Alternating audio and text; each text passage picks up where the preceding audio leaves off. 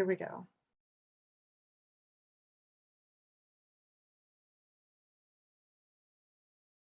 And it is hitting noon. We'll maybe wait just a few more seconds and then maybe we can get started. This is all preamble stuff, so I imagine other people are going to be filtering in before we get to the heart of the matter. So we'll just wait a few more seconds and then get started on just kind of the preliminary stuff to go over.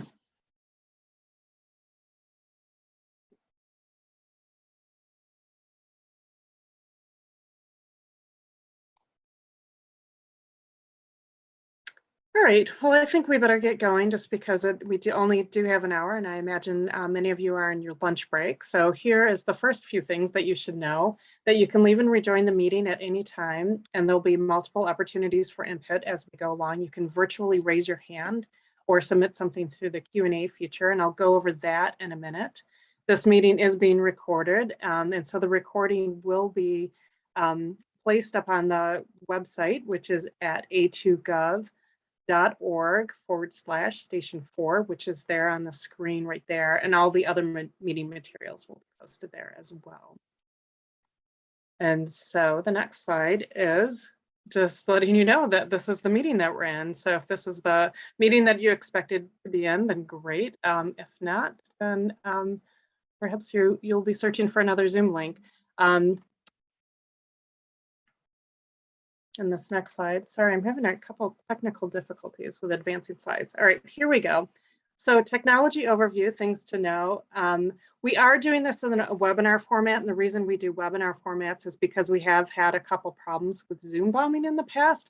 Unfortunately, that means that in the webinar format, your video cameras are disabled, so we can't see each other. Your screen sharing is also disabled. You're also muted. This does not mean that we don't want to hear from you. We really do want to hear from you. This is the whole point of this, is to hear back from you. So there will be times where you can virtually raise your hand. And again, I'll go over that in a second on how to do that. And you can submit questions to the Q&A feature at the bottom. Again, you can leave and rejoin the meeting at any time, unless you is at capacity, which I don't think it will be, or you're removed for inappropriate behavior, which is the Zoom bombing stuff. We always hope that it doesn't come to that, and I don't think it will at this meeting. And again, there'll be many opportunities for questions and answers. So the people that are with you today, we have our panelists. Sorry. There we go. We have our panelists here. So we have Chief Kennedy, and then we have Hillary Hansel from Parks, and then myself. I'm an urban planner in the systems planning unit and a community engagement specialist. Mike and Hillary, did you want to take a minute to introduce yourself any further? Maybe Mike, if you want to just say any more. Sure, just appreciate everyone joining us today. We've been working on this project for the better part of 4 years, so very excited to be part of this project and our partnership with Parks on this. So thank you. Mm-hmm. And hi, everyone. I'm Hillary Hansel, park planner and landscape architect. Been working with Chief Kennedy on this project, and we're really excited about it and excited to talk to you more about it today.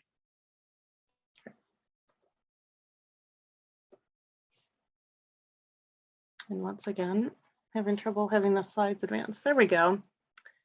And so the agenda, what we have lined up for you today is to go over the technology overview, the meeting norms, and then follow-up expectations. We'll get into the overview of what the project is about, and then we'll review the basketball court options. So that's kind of the heart of the matter, is looking at what to do with the basketball court, given the revisions that are going to occur at the fire station. We'll have questions. Again, you're welcome to pop in with questions if something hits you that you need to have immediately answered. Please feel free to virtually raise your hand along the way, but there will also reserve time for questions at the end. And then we'll have some project polling and wrap up.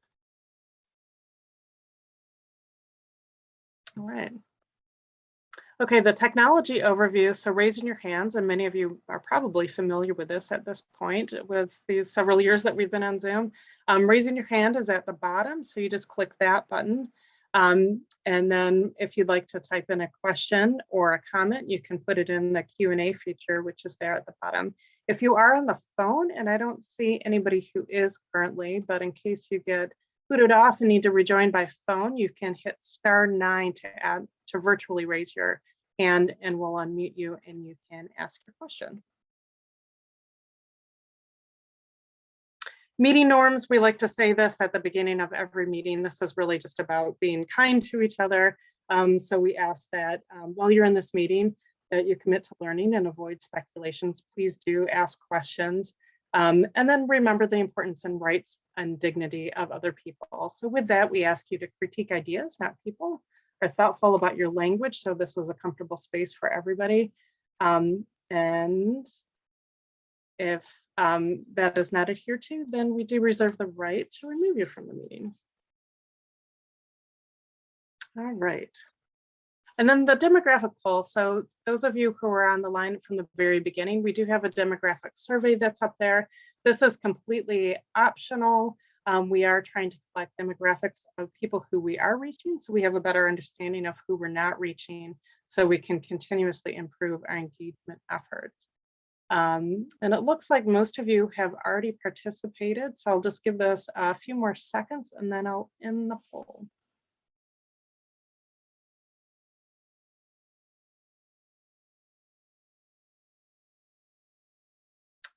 All right, I'm going to end the poll. And this gets us into our meeting goals, which I think maybe Chief Kennedy was going to take over here. Sure. So again, thank you all for taking time out of your day to join us. So the impetus of this project is the relocation of Fire Station 4, or I should say the rebuild of Fire Station 4. So we want to share information about that. We'll get into some of the needs of needing to use parkland that's currently part of Scheffler Park as part of this. Getting to point 2, the use of this parkland will impact the half court that is currently there.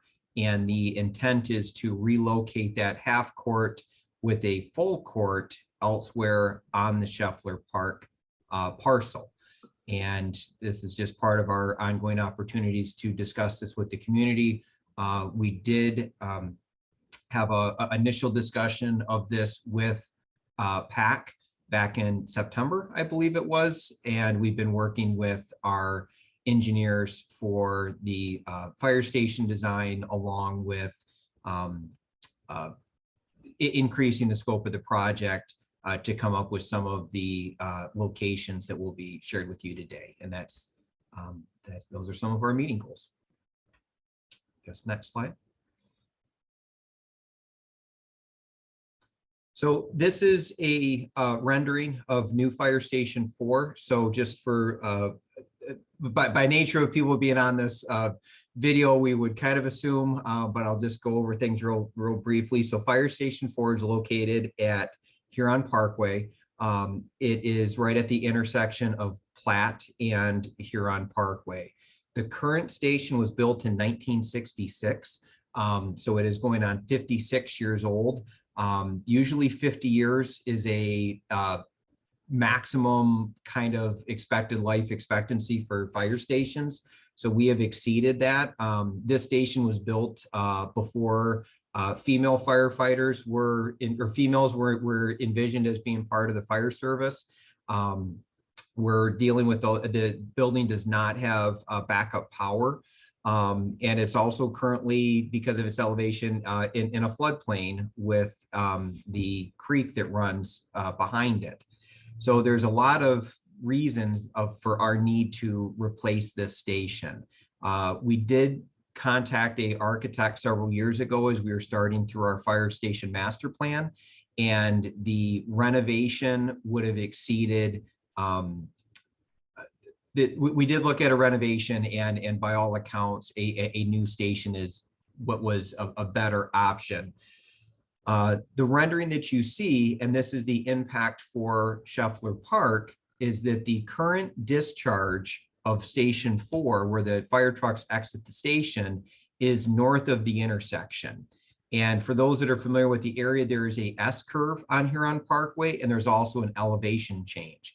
And so from a traffic safety perspective, this is a very, very poor design for a fire station discharge. Additionally, the fire apparatus the fire trucks have to back into the station on Huron Parkway. We've been very fortunate over the years. There haven't been any serious crashes because of this, but from a traffic safety, a pedestrian safety, this is a very, very poor design, the current situation. So working with the architect for the fire station, and the architect that we have for this project is AC3, which is a local firm, and they have also partnered with TCA, which is a international firm that does fire station design. And so we're working with those two architects along with our city traffic engineers, and everyone is in agreement that aligning the discharge of Station 4 to the intersection of Platte and Huron Parkway is ideal. And so this would make it then when the fire trucks exit the station, we will be able to control the intersection and have basically red lights in all directions, allowing the access for the fire truck to leave. And so what this does is we need some additional land use south of the station that currently is with Scheffler Park. The city owns the parcel of the fire station. The city owns Scheffler Park. There's not a need for any transfer of property because they're both owned by the city. In the schematic, it shows some solar over the parking spaces. That has since been found to be not needed. We have enough square footage on the roof to meet the requirements of the fire station. And one of the things that's very exciting about this project is that as of now, it'll be the first net zero fire station in the state of Michigan. We were hoping for it to be the first net zero fire station east of the Mississippi River. Charlottesville, Virginia is likely going to beat us to that, that finish line. But we're hoping to still be the first ones in Michigan, and maybe we can get the Midwest title. Some of the other ones that are more prevalent, which one of the TCA architect is one of the firms we're working with, are in Salt Lake City. And so they have, Salt Lake City has 2 of these. So we're on a very short list of cities across the country that have worked on net zero stations. And to achieve that net zero status, there'll be significant solar on top of the building. And then in the parking spaces south of the building, and also needed use of Scheffler Park is for a geothermal field that'll help with heating and air conditioning. So to achieve that net zero, it'll be both solar and geothermal will help us get there. The other part of this design is that we are eliminating the fire apparatus needing to do any backing up. This will be a drive-through station. And Heather, if you can go to the next slide, please. So this is just a ground layout, a lot of natural light. So the public entrance for the station will be on the south side of the building. Also likely will be chargers for electric vehicles, either for staff or for public use as part of this, but a lot of natural lighting. And for those familiar with the station right now, a lot of people drive by it and don't even know it's a fire station. I would say that the station does not enhance that part of the city. It's a very basic, generic cement block station with, I would say, zero architectural appeal. We are really looking for this to be instead of something that people drive by and miss, that this is something that this part of our city can take a significant amount of pride in, and also serves as a city statement to the A20 goals, along with being a fire station to serve the residents of the southeast part of the city. So next slide. And so this is a view of the north side of the station looking south. So this would be if we were standing in Huron Parkway looking south, you can see the intersection of the traffic lights at Platte and Huron Parkway, kind of to the middle middle right of the picture, and this would be the drive-through. So when the fire trucks are returning from a call, they would enter this north side bay and be able to drive through, and for a safety for both our staff, pedestrians, the rest of the motor vehicle public. This drive-through ability is huge. It eliminates that backing in off of Huron Parkway. And again, a significant use of natural light, a lot of kind of earth tones to blend in with the local community, but also the architecture of this being something that we really want to be something that the local community is proud of, and represents the city and the fire department. So thank you. Next slide. So what this is a overhead. This shows just kind of a schematic. The pie shape that you can see is the current parcel of Fire Station 4. The fire station has a separate parcel from the park. Again, they're both owned by the city, but you can see we're really trying to maximize the area of the fire station as much as possible. So the area that is actually going to be on the parkland is the parking, which is we need parking for our staff, and then there'll also be some public parking spots. The fire station is also going to be set up, since it will have emergency generator power, emergency backup power, I should say, in a long-term regional power outage. There'll be an ability for local residents to come and charge like electronic devices. We're going to have a conference room that we can kind of block off from the rest of the station, that people could come in and charge electronic devices. And this is a concept known as a community resilience hub that'll be part of the design of this station. Underneath the parking spots is where that geothermal field will be. So it's not just parking, it's also that geothermal field, which is needed, as I had mentioned, as part of that net zero design for this station. So. And then this isn't a floodplain, so we will elevate the new station that'll get it outside of the floodplain by us elevating it by just a couple of feet. And again, there's a bit of a topography change in this part of the where Huron Parkway comes down. So we'll be able to elevate it, and that will achieve us being outside of that floodplain zone. And then it's Mallett's Creek is the creek that is along the station there. So next slide. So yeah, there we show Mallett's Creek, the basketball court. This is the landscape design. There are some wetlands that we are cognizant of, and those will not be impacted as part of this project. That the dotted line shows the fire station parcel. So yeah, the largest impact to Scheffler Park is the loss of that half court basketball court. So next slide. So this shows, this is an aerial that shows the current fire station. So kind of in the upper center. And then so it shows the current station, which is right along the lot line of, there's an office building just to the east of the current station. That shows a layout of the proposed station, and then the red outline, that is the half court for that we will need as part of this project, where that geothermal field and then the parking will need to go. And then next, and I think Hillary, this is.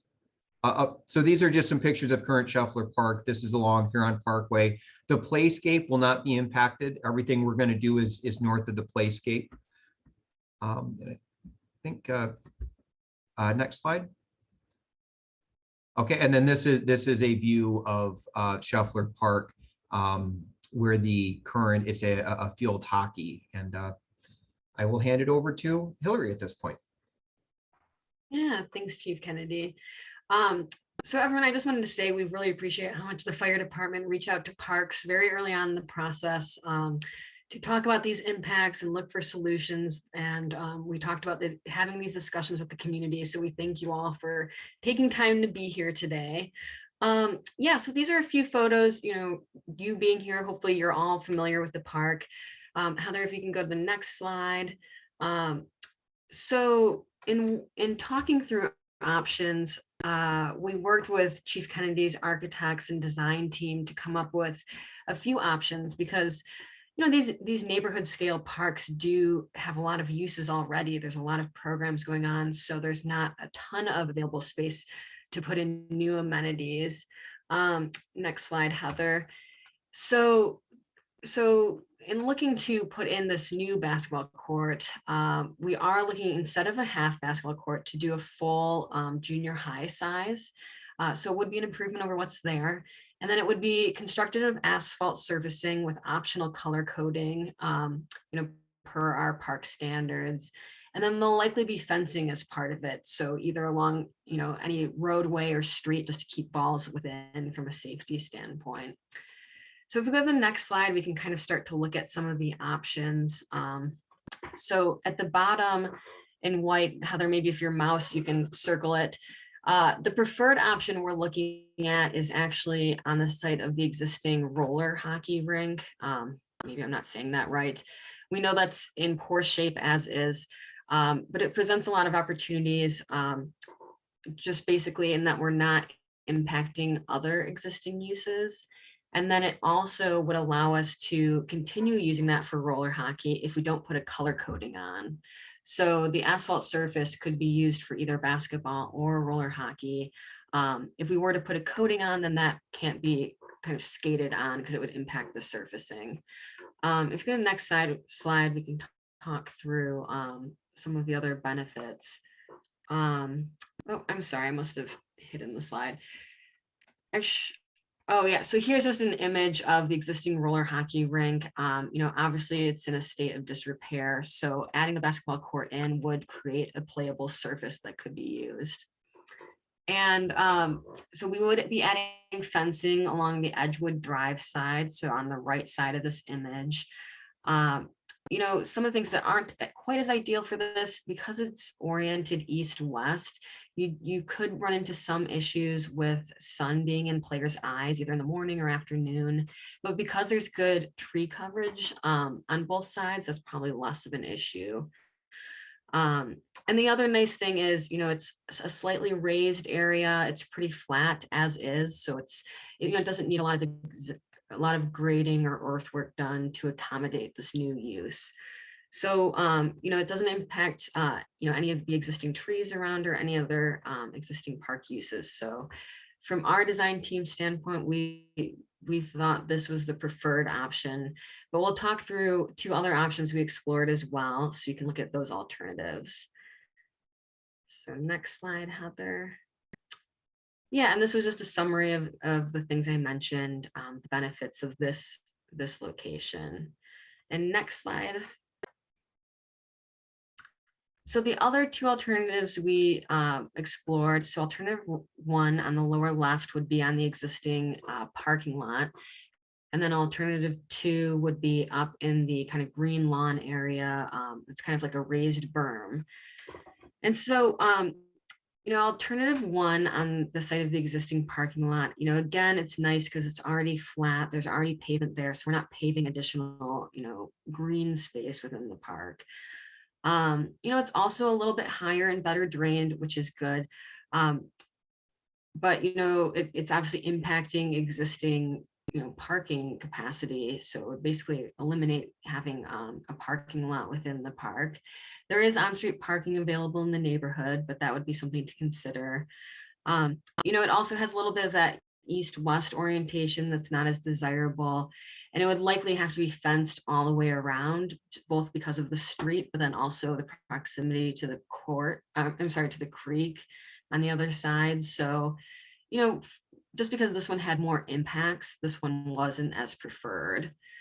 And then alternative two on the upper right, that one, It does impact existing green space. There would be some trees that would be impacted as well. Some kind of, middle-aged trees. The site's higher and it's good from a drainage standpoint, but there would need to be grading done to make it flatter. So it would require bringing in some grading equipment and doing some earthwork. We would still need a fence probably along the side, just from keeping the uses separate with the basketball court.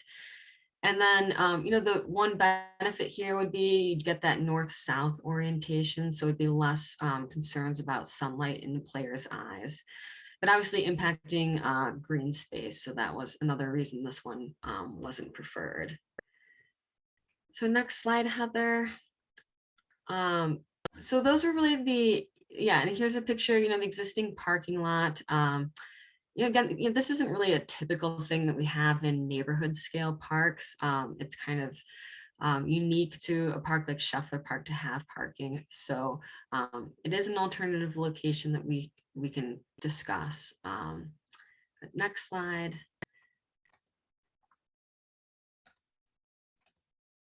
So so I guess we could kind of leave this up here if anyone would like to discuss this further. And Heather, I know there's some instructions about asking questions, and I know we have a couple questions up in the Q&A already, so we'd be happy to talk through those. Yeah, we have a couple of written responses come in, so I'm going to just read those off. Some are comments, some are questions. So I'll read those off first, and then others, if you want to add to that, you're welcome to, or you can raise your hand and we can open it up for questions. So the first one is, I'm a nearby resident and very excited about this project. As the planned improvements will hopefully result in an increase of visitors to Scheffler Park, please consider improving the pedestrian crosswalk at the south end of the park, which is at Platt and Edgewood. It's super unsafe as is and is in dire need of safety upgrades, i.e. flashing light, particularly with more pedestrians walking to Fire Station 4 and the park in the future. I appreciate the safety upgrades and the new station will bring to the intersection, but please don't overlook the other end of the park as well. The next one is really beautiful design. It looks like the construction is trying to preserve the mature trees just south of the existing basketball court. Is that true? The playground and lawns are extremely sunny and it's good to have some space under the trees where we can rest. So Hillary, if you wanted to respond to the tree question. Yeah, so I think that tree question is actually asking about up near Fire Station 4. Is that correct? Kind of the impact of Fire Station 4 on existing trees just south of the existing basketball court. Oh, sorry. Yeah. Sure. Yeah. I think that is meant to address that. So I tried looking at that as well, and the aerials that we have does not have a very detailed tree inventory. I can say that anything that is south, there's the path that goes over the bridge that goes over Mallett's Creek, and then that path continues to Huron Parkway. Anything that's south of that path, I can say for certain we're not touching. Anything that's north of that, we don't have a detailed tree inventory yet of what would or would not be impacted. I do know that to install the geothermal field, there is going to need to be some land balancing that happens as part of that. So I'll say as a general statement, we certainly want to maintain those mature trees as much as possible, but I can't speak to individual trees without having that tree survey in front of me, and I don't have that. But I can state anything south of that current sidewalk that goes from the bridge over Mallett's Creek, anything south of that is staying. I can say that for certainty. So, and then just to address the crosswalk, that is outside of the project scope. We certainly hear your concerns with that, but I don't want to make a commitment to something that's outside of the project scope. I'm not sure, Hillary, if that would even be a park issue. I think that'd probably be more of a city traffic engineering issue. Well, we can share that with the transportation manager. Yeah, that would be a traffic issue. Yeah. And yeah, and then the question about the trees, you know, we always look to preserve as many trees as possible in any project, but especially a park project. So we'll definitely, you know, work to keep as many of those as possible and minimize any impacts. And then there is a comment about alternative 2 is often used as a tiny sledding hill for local kids. So we need to take that into consideration as well. Yeah, great to know.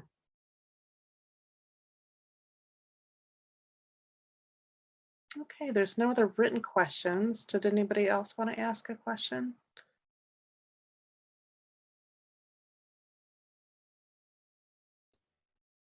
Yeah, we'd love to hear any, you know, just thoughts or comments you have on any of the alternatives. If you prefer, you know, the one that we've selected, you know, we're open to having discussion around it. If you see any pros or cons we should be aware of.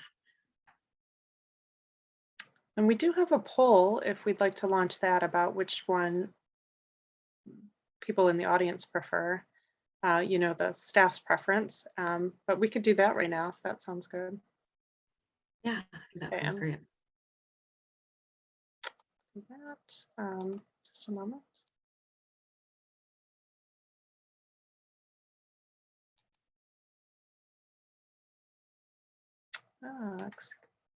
Sorry, I'm having just a moment.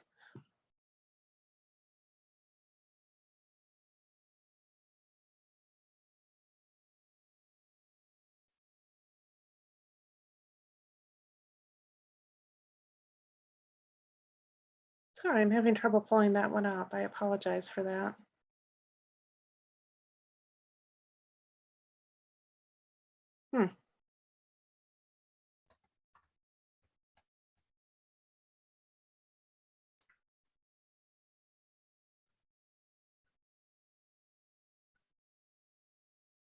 Yeah, I guess, you know, alternately, if anyone had any reasons that we shouldn't consider, you know, the preferred option on the existing roller hockey court, you know, we'd love to hear if there's any reason, you know, if there would be any reason not to have a basketball court there, and, you know, if there are any thoughts about coding it or leaving coding off so it could be used for both uses. I'm sure residents know more than anyone else whether it's still used for the roller hockey court purposes.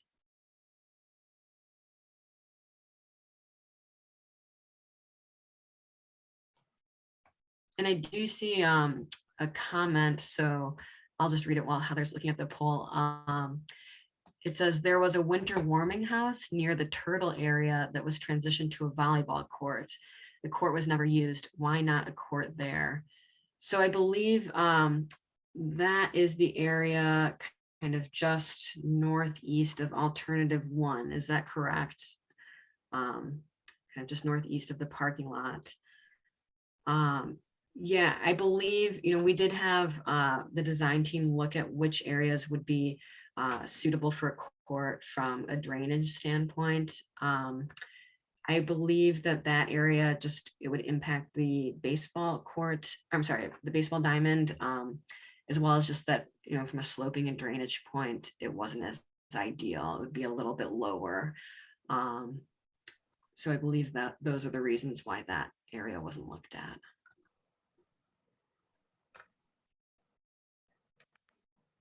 And then it looks like another comment. I have not personally seen anyone using the rink for hockey purposes, but it would make sense to code it in a way that would allow for flexibility to use it for both basketball and hockey. So that's good to know.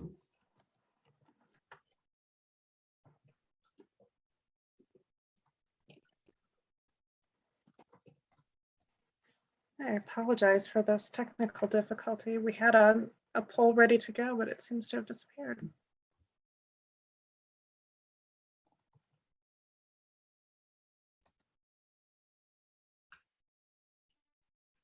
Let's see here.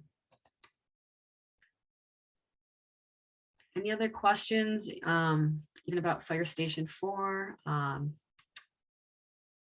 or comments about the rest of the park while we wait?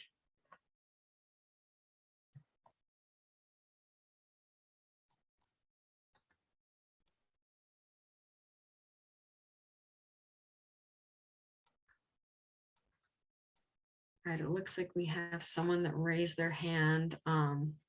Heather, is this something you can? I sure can, yes. Mhm. All right, Ron, you can go ahead. So can you hear me now? We can, yeah. So one of the issues that I remember for why they moved the basketball court was because of complaints from the neighbors at the current, at what you're proposing is the preferred site. So is that not an issue now? So you're saying that there was a basketball court at our preferred site and then it was intentionally moved over to Huron Parkway at a later Correct. time? There Is was, that correct? correct. Oh, There okay. was a lot of competitive basketball games there. People would line up their cars every night. Or maybe it was just a few nights a week. But then there were complaints about it. And so they moved it over by the fire station, and that pretty much put the kibosh on, routine pickup games over there. Yeah, interesting. I've been with the city for 5 years, so that probably predates my time here, and I wasn't aware of that, but that's good to know. I guess there's always a chance there could be, additional games and additional traffic. But I think that would be seen as a benefit that the park space would be used in serving the community. If anyone has concerns about which side of the park to have it in, we'd be happy to listen to those. All right, we've been able to launch the poll. Sorry about that. Oops.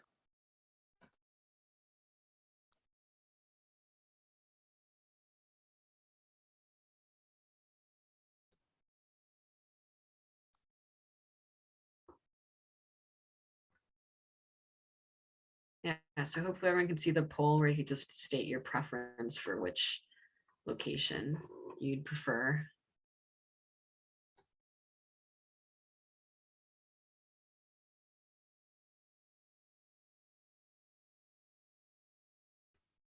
And while everyone fills that out, it does look like there was another comment about crosswalks. So it says another crosswalk question. Will the fire station redesign change the crosswalks at Platt and Huron Parkway?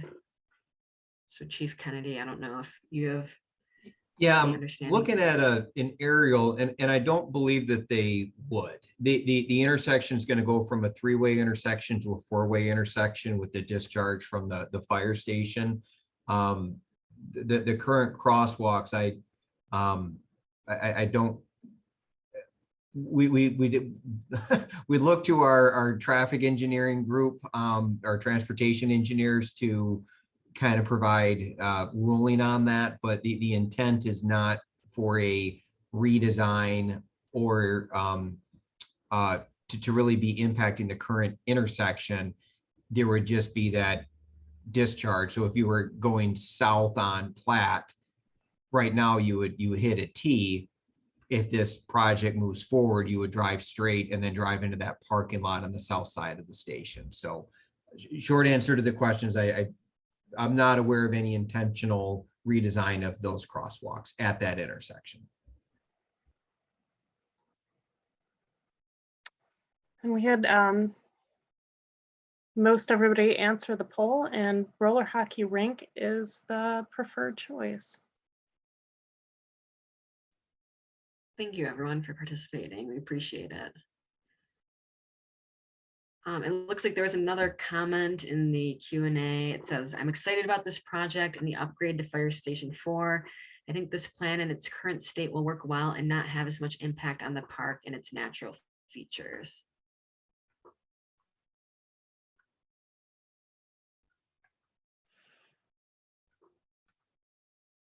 Great. Well, thank you everyone for coming. If anyone had any other questions, we'd be happy to talk through those. As Heather mentioned, the meeting summary and recording will be posted on the Fire Station 4 website on our webpage. And then we can provide a link to that for everyone who provided an email address. We'll take your feedback into consideration. It sounds like there's a preference to move forward with the roller hockey rink site. So the next steps would be Chief Kennedy will be taking this project through site plan approval. And once they have that, then it'll just be awaiting kind of funding, future funding for the project. So it's not something that's going to happen this year, just to let everyone know and set expectations, but Yeah, that pesky funding part of this. So the architectural is fully funded. So we are funded for the design and engineering, which site plan is part of that. So that's part of the process we're doing. But in terms of construction funding, we are looking for some of the current federal infrastructure funding that's available. We're pursuing a lot of different paths for this. My hope would be this time next year, we've got some more solidified direction in terms of the construction funding. The estimate for this has come back at $8.3 million. So that's the pretty expensive, certainly understandable, but this is definitely a project that we expect to last the city at minimum another 56 years. So.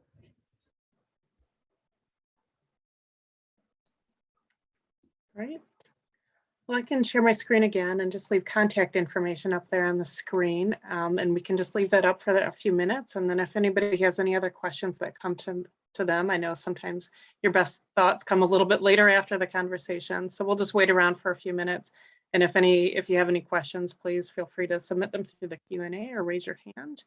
But otherwise, we really appreciate you coming to this meeting. And if you have any follow-up questions, you can contact the team as well. All right, so I will share my screen again, if I can get this under control.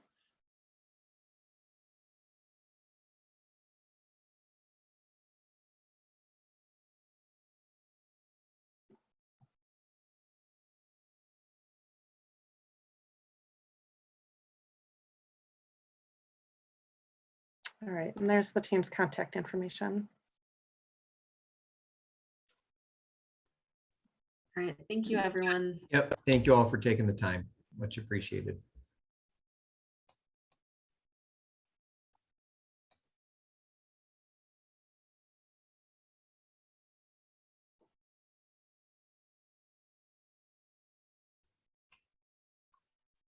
All right, I think it's just us. Yeah. Great. Well, good to see a lot of support and a lot of support for the preferred option. And I did not know that history. That was really interesting that the basketball court had been located in that area before. And Hillary or Heather, I think you're still recording. I am, yes.